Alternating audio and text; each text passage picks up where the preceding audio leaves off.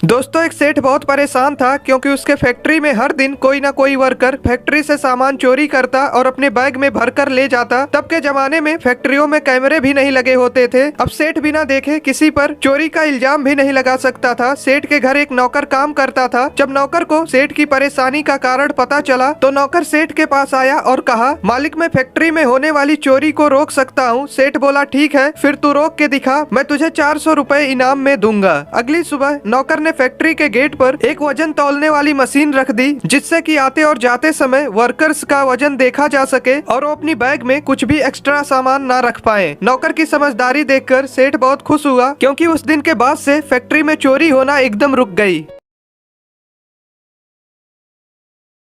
गांव वालों को पानी के लिए 7-8 किलोमीटर दूर जाना पड़ता था। गांव के लोगों ने मुखिया से कुआं खुदवाने को कहा, पर मुखिया बहुत कंजूस था। उसने कहा कि कुआं खुदवाने के लिए बहुत पैसे लगेंगे, इतने पैसे मेरे पास नहीं है। लोगों ने डिसाइड किया कि हम सब मिलकर कुआं खोदेंगे। अगले दिन पूरा गाँव कुआं खोदने में लग गया। कुछ दिन कुआं खोदने के बाद नीचे कुएं में एक बहुत बड़ा पत्थर आ गया, जिसके कारण खोदने का काम रुक गया। पत्थर तोड़वाने के लिए अधिक पैसे की जरूरत थी, जो कि उनके पास नहीं थे। गाँव वाले फिर से मुखिया के पास गए, पर उसने मदद नहीं किया। उसी गाँव में एक होशियार बुजुर्ग रहते थे। उन्होंने